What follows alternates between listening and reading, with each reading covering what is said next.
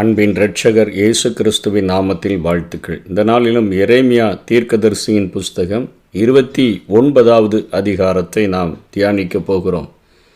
இந்த அதிகாரத்தில் எகோனியா ராஜா, ராஜஸ்திரீ, எருசலேமில் உள்ள பிரபுக்கள், தச்சர்கள், கொல்லர்கள் எல்லாரும் எருசலேமை விட்டு அங்கே பாபிலோனுக்கு சிறைபிடித்து கொண்டு போன பின்பாக அந்த எரேமியா தீர்க்கதரிசியானவன் பாபிலோனுக்கு கொண்டு போகப்பட்ட சகல ஜனங்களுக்கும் யூதா ராஜாவாகிய சிதேக்கியாவினுடைய மூலமாக பாபிலோன் ராஜாவாகிய நேபுகாத் நேச்சாரிடத்தில் கொடுத்து அங்கே இருக்கக்கூடிய அந்த ஜனங்களுக்கு கொடுக்கும்படியாக எழுதுகிற ஒரு நிருபத்தை குறித்து இந்த அதிகாரத்திலே நாம் பார்க்கிறோம்.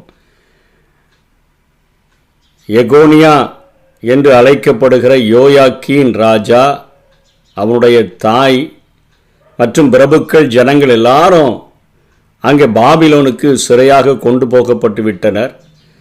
அவர்கள் 70 வருட முடிவில் தான் இங்கே வர முடியும், அதற்கு முன்பாக அவர்கள் வர முடியாது என்கிற காரியத்தை எழுதின பொழுது சிதேக்கியாவுக்கு அது மிகவும் பிரியமாக இருந்தபடியினால இப்போ எகோனியா அல்லது யோயாக்கின் திரும்ப வந்தான்னு சொன்னால், நம்ம இப்போ ராஜாவாக இருக்கிறோமே, இந்த ராஜ்ய பாரத்தை நம்ம இழக்க வேண்டியதாயிரும்.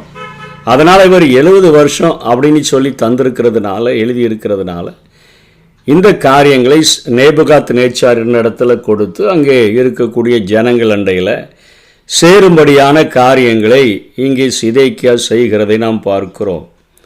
இந்த நிருபத்தில் எரேமியா தீர்க்கதரிசி எழுதுகிற காரியங்கள் எவைகளை உள்ளடக்கியனவாக இருக்கின்றன. அதை அங்கே பாபிலோனிலையும் கள்ள தீர்க்கதரிசிகள் எழும்பி ஜனங்களை சீக்கிரத்தில் விடுதலை, சீக்கிரத்தில் போயிடலான்னு சொல்லி அவர்கள் மனதில் இங்கே வாழ்கிறதா அங்கே வாழ்கிறதா, அதாவது மதில் மேலே இருக்கிற பூனையை போல அந்த ஜனங்களுடைய வாழ்க்கையை என்னமோ இங்கேருந்து தான் வாழணும், இதுதான் தேவனுடைய சித்தத்தினுடைய மைய பகுதி, இந்த இடத்துல தான் ஆண்டவர் நம்மை உருவாக்க போகிறார் அல்லது நம்ம இந்த சிறையிருப்பில் நம்மை சரிபடுத்த போகிறார் என்கிற ஒரு நிலைமையில வாழ முடியாதபடி அவர்கள் தொந்தரவு செய்து கொண்டிருந்தபடியினால எரேமியா இங்கே இருந்து நிருபங்களை எழுதுகிறார். அவர்கள் அங்கே 2 கள்ள தீர்க்கதரிசிகளின் மரணம் குறிப்பிடப்படுகிறது.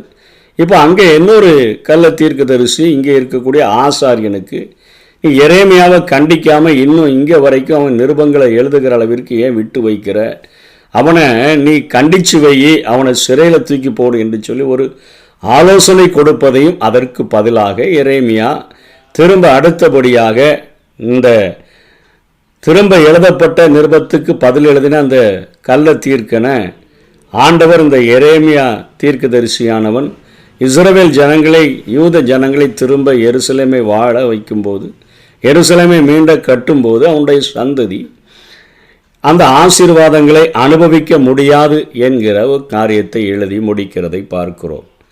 இந்த எரேமியா முதலிலே எழுதின அந்த காரியத்தில் ஆண்டவர் ஜீவ வழி என்று சொல்லி, நீங்கள் பாபிலோன் ராஜாவினுடைய அந்த ஆளுகைக்குள்ளாக கடந்து சென்று விடுங்க, அங்கே போகிறது தான் ஜீவ வழி, இங்கே தங்கி இருக்கிறது மரண வழி என்று சொல்லி அவர்களுக்கு தெளிவாக போதித்து இருந்த போதிலும் அங்கே இருக்கக்கூடிய ஜனங்கள் எல்லாரும் வந்துட்டா பரவாயில்ல, ஆனால் அங்கே ராஜா அங்கே இருக்கிறாரு, நிறைய ஜனங்கள் அங்கே இருக்கிறாங்க, நம்ம என்ன பாவம் செஞ்சோமோ அவர்கள் நிறைய புண்ணியம் செஞ்சுருப்பாங்க போல் அவர்கள் அங்கே இருக்கிறாங்க அப்படின்னு சொல்லி இன்றைக்கும் அநேக பிரச்சனைகளில், போராட்டங்களில் ஆண்டவர் நம்மை ஒப்பு கொடுத்து சரிபடுத்த நினைக்கும் பொழுது நம்ம நினைக்கிறதெல்லாம் இக்கரைக்கு அக்கறை பச்சை மாதிரி, அவர்களுக்கெல்லாம் ஒரு பாடுகளும் பிரச்சனையும் இல்லை போலன்னு சொல்லி நம்முடைய மனது குழம்புகிறத அந்த குழப்பத்திலிருந்து மாற்றும்படியாக இந்த எரேமியா ஒரு பெரிய ஒரு நிருபத்தை எழுதி அனுப்புகிறதை பார்க்கிறோம். அதனுடைய சாராம்சத்தை தான் நம்ம 5ஆம் வசனத்தில் அவர் சொல்லுகிறார், நீங்கள் வீடுகளை கட்டி குடியிருந்து தோட்டங்களை நாட்டி அவைகளின் கனிகளை சாப்பிடுங்கள், நீங்கள் பெண்களை விவாகம் பண்ணி குமாரரையும் குமாரத்திகளையும் பெற்று உங்கள் குமாரருக்கு பெண்களை கொண்டு உங்கள் குமாரத்திகளுக்கு புருஷர்களை கொடுங்க, இவர்களும் குமாரரும் குமாரத்திகளையும் பெறட்டும், நீங்கள் அங்கே கூறுகாமல் பெருகி நான் உங்களை சிறைப்பட்டு போக பண்ண பட்டணத்தின் சமாதானத்தை தேடி அதற்காக கர்த்தரை விண்ணப்பம் பண்ணுங்கள் என்று சொல்லி இங்கே முதலாக எரேமியா ஆலோசனை கொடுக்கிறதை பார்க்கிறோம். 70 வருடங்கள் என்பும்போது ஒரு மனிதனுடைய ஆயுசு நாட்களையே அது குறிக்கக்கூடியதாக இருக்கிறது. மோசே சொல்லுகிறார், ஒரு மனிதனுடைய ஆயுசு நாட்கள் 70 வருஷம், பலத்தின் மிகுதியினால் 80 வருஷம். அப்போ 70 வருஷம் நம்ம இனிமே இங்கே பாபிலோனில் தான் இருக்க போகிறோம். அதனால் நம்ம ஸ்கூலில் சேர்க்காத பிள்ளைகளை ஸ்கூலில் சேர்க்கிறதற்கு, நம்ம குடியிருக்கிறதுக்கு, வீடுகளை வாங்குகிறதற்கு நம்ம இப்போ உடனே 2 வருஷத்துலலாம் போக போகிறது இல்லையே. ஒரு 70 வருடம் இங்கே இருக்க போகிறதுனால நம்ம தோட்டங்களை உண்டாக்குவோம், தொழில்களை தொடங்குவோம், எல்லாவற்றையும் நம்ம செய்வோம். இப்படிப்பட்ட திட்டங்களுக்காக ஆண்டவர் கொடுக்கிற எல்லா ஒரு திட்டத்திற்காகவும் ஆண்டவர் ஜெபிக்கும்படியாக முதலாக ஏவுகிறதை பார்க்கிறோம். நீங்கள் அங்கே வீடுகளை கட்டி உங்கள் குமாரத்திகளுக்கு திருமணங்களை நடத்தி வச்சு நீங்கள் குறுகாமல் நீங்கள் பெருகும்படியாக செய்து தோட்டங்களை உண்டாக்கி இவைகளெல்லாம் ஏற்படுத்துங்கள். நீங்கள் இவைகளுக்காக ஜெபிக்க வேண்டும் என்று சொல்லி இங்கே எரேமியா அவர்களுக்கு ஆலோசனை கொடுக்கிறதை பார்க்கிறோம். அதற்கு சமாதானமாக இருக்கையில் உங்களுக்கும் சமாதானமாக இருக்கும், அதனால் கர்த்தரை நோக்கி நீங்கள் விண்ணப்பம் பண்ணுங்கள் என்று சொல்லி இங்கே முதல் ஆலோசனையை எரேமியா கொடுக்கிறார். 2வது ஆலோசனையாக 8ஆம் வசனம் 9ஆம் வசனத்தில் அவர்களது சிறையிருப்பின் காலம் குறுகினதாக இருக்கும் என்று கூறும் தீர்க்கதரிசியின் வார்த்தைகளை செவி கொடுக்க வேண்டாம். அவங்க குறிகாரர்களும் மற்ற தீர்க்கதரிசிகளும் சொப்பனக்காரர்களும் அவர்களை மோசம் போக்கி விட்டுறக்கூடாது. செவி கொடுக்காம அவர்களுக்கு செவி கொடுக்காம நீங்கள் இருங்க. ஏன்னா நீங்கள் சீக்கிரம் போயிடுவீங்க, 2 வருஷத்தில் போயிடுவீங்க, இப்போ போயிடுவீங்கன்னு சொன்னால் அவர்கள் தங்களுடைய வாழ்க்கையை இங்கே தான் வாழப்போகிறோம், நம்ம எருசலேமுக்கு போகிறோம், இங்கே வாழப்போகிறோம், இது இல்லையே எருசலேமுக்கு தானே போகிறோம்னு சொல்லி தங்களுடைய வாழ்க்கையை அவர்கள் கட்டாதபடி இருக்கும்படியான ஒரு மோசம் போக்குகிற காரியங்களை நீங்கள் அனுமதிக்காதுங்க, செவி கொடுக்காதுங்கன்னு சொல்லி 2வது ஒரு காரியத்தை சொல்லுகிறதை பார்க்கிறோம். 3வதாக 15ஆம் வசனத்திலிருந்து 19ஆம் வசனத்தில் எருசலேமில் தங்கி இருந்தவங்க தேவனை எதிர்த்ததுனால அவங்க பயங்கரமான பாடுகளை அனுபவிப்பாங்க. நீங்கள் வேதனைப்படாதீங்க, இங்கே வந்துட்டோமே, அங்கே இருக்கிற ஜனங்கள் தான் புண்ணியம் செஞ்சுருக்கிறாங்க, நம்ம இப்படிப்பட்ட ஒரு இடத்துல வைத்து கஷ்டப்படுகிறோமே, எல்லா மனுஷர்களும் நினைக்கிறது தான். நம்ம இங்கேருந்து எட்டி பார்த்து அடுத்தவர்களை பார்க்கும்போது இக்கரையிலிருந்து அக்கறை பச்சையை போல தோன்றும், அவர்கள் வாழ்க்கை நல்லா இருக்குது, நம்ம தான் கஷ்டப்படுகிறோம் போல தெரியுது அப்படின்னு நம்ம நினைக்கலாம். இங்கே ஆண்டவர் சொல்லுகிறார், சிதேக்கியா ராஜா சிறைப்பட்டு போகாத ஜனங்கள் இவங்களெல்லாம் என்னுடைய சித்தத்தின் மைய பகுதியில் இல்லை, அவங்கெல்லாம் என் சொல்லு கேட்கல, அவர்கள் பட்டயத்தால் பஞ்சத்தினால கொள்ளை நோயினால் அவர்கள் அழிக்கப்படுவார்கள்.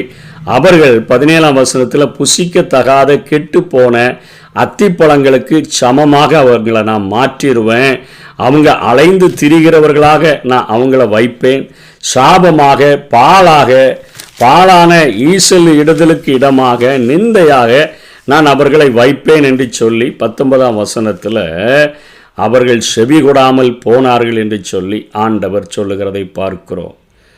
4வது சொல்லுகிறார், விபச்சாரம் செய்து கொண்டு தேவனுடைய வார்த்தையை பொய்யாய் வியாக்கியானம் செய்து கொண்டு இருந்த அந்த 2 கள்ள தீர்க்கதரிசிகளும் அவர்கள் கொல்லப்படுவார்கள் என்கிற காரியத்தை 21ஆம் வசனத்திலிருந்து 23வது வசனம் வரையிலும் ஆண்டவர் உரைக்கிறதை பார்க்கிறோம். எரேமியாவின் மூலமாக அவர்கள் 2 பேரும் பாபிலோன் ராஜாவாகிய நேபுகாத் நேச்சாரின் கையிலே ஒப்பு கொடுப்பேன், அவன் அவர்களை உங்கள் கண்களுக்கு முன்பாக கொண்டு போடுவான், பாபிலோன் ராஜா அக்கினியினால் சுட்டு போட்ட சிதேக்கியாவுக்கும் ஆகாபுக்கும் கர்த்தர் உன்னை சமமாக்குவார் என்று அவர்களை குறித்து ஒரு சாப வார்த்தை பாபிலோனிலே சிறையிருக்கிற யூதா அனைவர்களுக்குள்ளும் வழங்கும் என்று இஸ்ரவேலின் தேவனாகிய கர்த்தர் சொல்லுகிறார். அதாவது அவங்கள ஒரு பழமொழியாக்கிடுவேன்.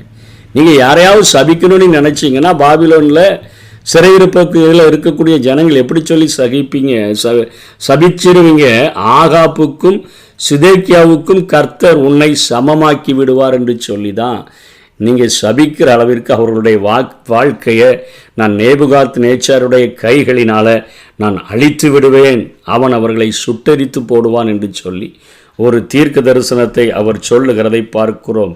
கடைசியாக 70 வருட முடிவில் மீதியான ஜனங்கள் தங்கள் மீட்புக்காக உண்மையாய் தேடுவார்கள். அவர்களுக்காக வைத்திருந்த தன்னுடைய திட்டத்தின் நிமித்தம் தேவன் அவர்களது விண்ணப்பங்களுக்கு பதில் கொடுப்பார். அதுதான் முதலே சொன்ன பெரிய காரியங்களை ஆண்டவர் பெரிய திட்டங்களை செய்யும் முன்பாக தன்னுடைய ஜனங்களை ஜெபிப்பதற்காக ஆண்டவர் ஏவுகிறார். எதையாகிலும் அவருடைய சித்தத்தின்படி கேட்டால் அதை நமக்கு செய்கிறார் என்கிறதே நாம் அவரை குறித்து கொண்டிருக்கிற ஒரு தைரியம்.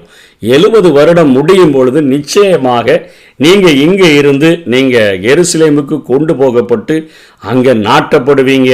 10ஆம் வசனத்தில் என் நல்வார்த்தைகளை நான் நிறைவேற பண்ணுவேன் என்று சொல்லுகிறார். நீங்கள் எதிர்பார்த்திருக்கிற முடிவை உங்களுக்கு கொடுக்கும்படிக்கு நான் உங்கள் பேரில் நினைத்திருக்கிற நினைவுகள் தீமைக்கல்ல சமாதானத்துக்கு ஏதுவானவைகள் என்று ஆண்டவர் சொல்லுகிறார். நீங்கள் தேடி வந்து தொழுது கொள்ளும் பொழுது உங்களுக்கு செவி கொடுப்பேன் என்று சொல்லுகிறார். முழு இருதயத்தோடும் தேடுவீர்களானால் என்னை தேடுகையில் நீங்கள் கண்டுபிடிப்பீர்கள் என்று ஆண்டவர் சொல்லுகிறதை பார்க்கிறோம். அவர்களுடைய நம்பிக்கை அந்த நாட்களில் ஆசரிப்பு கூடாரம் இருக்கும்பொழுது அங்கே போய் ஜெபித்தால்தான் ஆண்டவர் கேட்பார். ஆலயம் இருக்கும்பொழுது அங்கே வந்து ஜெபித்தால்தான் கேட்பார். இல்லை, ஆண்டவர் சொல்லுகிறார், நீங்கள் எங்கே இருந்து என்னை உண்மையாய் முழு இருதயத்தோடு தேடினா என்னை தேடுகையில் நீங்கள் கண்டுபிடிப்பீர்கள். உங்களை நான் சிறையிருப்பிலிருந்து நான் திருப்பி விலக்கி இருந்த இந்த ஸ்தலத்தில் உங்களை நான் கொண்டு வந்து சேர்ப்பேன் என்று சொல்லி ஆண்டவர் வாக்குத்தத்தத்தை கொடுக்கிறார். தேவனுடைய வாக்குத்தத்தங்கள் நிறைவேற காலத்திட்டமானது அது அவசியமாக இருக்கிறது. கலாத்தியர் 4ஆம் அதிகாரம் 5ஆம் வசனத்தில் பவுல் கலாத்தியர் சபைக்கு எழுதுகிறார், காலம் நிறைவேறின பொழுது தம்முடைய குமாரனை தேவன் அனுப்பினார். அதாவது ஸ்திரீயினிடத்தில் பிறந்தவரும் நியாயப்பிரமாணத்துக்கு கீழ்ப்பட்டவருமாகிய இயேசு வெளிப்படுகிறதற்கே காலம் நிறைவேறின பொழுது என்று எழுதப்பட்டிருக்கிறது. ஆகவே 70 வருஷங்களினுடைய முடிவில் உங்களை நான் நிச்சயமாக நான் விலக்கி இருந்த இந்த ஸ்தலத்தில் கொண்டு வந்து உங்களை கட்டுவிப்பேன், உங்களை நாட்டுவேன். ஆகவே அந்த என்னுடைய சித்தத்தை அறிந்து அதற்காக நீங்கள் இவ்வளோ பெரிய திட்டத்தை நிறைவேற்ற போகிற என்னை நோக்கி நீங்கள் ஜெபம் பண்ணுங்கள் என்று சொல்லி ஆண்டவர் பேசுகிறார். அதனால தான் தானியேல் அவர் எரேமியா தீர்க்கதரிசியை அந்த தீர்க்க தரிசனத்தை அறிந்து கொண்டு 9ஆம் அதிகாரம் 2ஆம் வசனத்திலையும் 5ஆம் வசனத்திலையும் அவர் ஜெபிக்கிறார். எரேமியாவின் தீர்க்க தரிசனத்தை அறிந்து கொண்டு 70 வருடத்தின் முடிவில் எங்களை நீர் கொண்டு போய் சேர்ப்பீரே என்று சொல்லித்தான் அவர் அந்த பாபிலோனில் இருந்த நாட்களிலெல்லாம் பலகணிகளை திறந்து எருசலேமை நோக்கி ஒவ்வொரு நாளும் 3 முறை அவர் ஜெபித்து கொண்டே இருந்ததை பார்க்கிறோம். பெரிய தேவனுடைய திட்டம் நிறைவேறுகிறதற்கு ஜெபித்தால் தானே அது நடக்கும். ஆகவே ஜெபிக்க வேண்டுமே என்கிற காரியத்தை அவர் ஜெபிக்கிறதை பார்க்கிறோம். இதனைத் தொடர்ந்து அந்த 22ஆம் வசனம் 23ஆம் வசனத்தில் கள்ள தீர்க்கதரிசிகளின் அழிவு, 24ஆம் வசனத்தில் எருசலேமில் இருக்கக்கூடிய ஆசாரியனாகிய செப்பனியாவுக்கு அங்கே பாபிலோனிலே உள்ள கள்ள தீர்க்கதரிசி ஆகிய செமையா சொல்லுகிறான், எரேமியாவை காவல் அறையில் போடும், அவனை கடிந்து கொள்ளும், இங்கேயும் நிருபங்களை எழுதி கொண்டிருக்கிறான் என்று சொன்ன பொழுதுதான் அந்த 32வது வசனத்தில் அவன் திரும்பவும் ஒரு நிருபத்தை எழுதி அவனை சபிக்கிறதை பார்க்கிறோம். இதோ நான் நெகலாமியனாகிய செமையாவையும் அவன் சந்ததியும் தண்டிப்பேன், இந்த ஜனத்தின் நடுவிலே குடியிருப்பவன் ஒருவனும் அவனுக்கு இல்லாதிருப்பான், நான் என் ஜனத்துக்கு செய்யும் நன்மையை அவன் காண்பதில்லை என்று கர்த்தர் சொல்லுகிறார். கர்த்தருக்கு விரோதமாக கலகம் உண்டாக பேசினான் என்று கர்த்தர் சொல்லுகிறார் என்று சொல்லுகிறார். கலகம் உண்டாக பேசினதுனால அவனுக்கும் இந்த விலக்கி இருந்த ஸ்தலத்துக்கு அவனுக்கும் கொண்டு வருகிறதற்கான ஆசீர்வாதத்தை இழந்துட்டான்.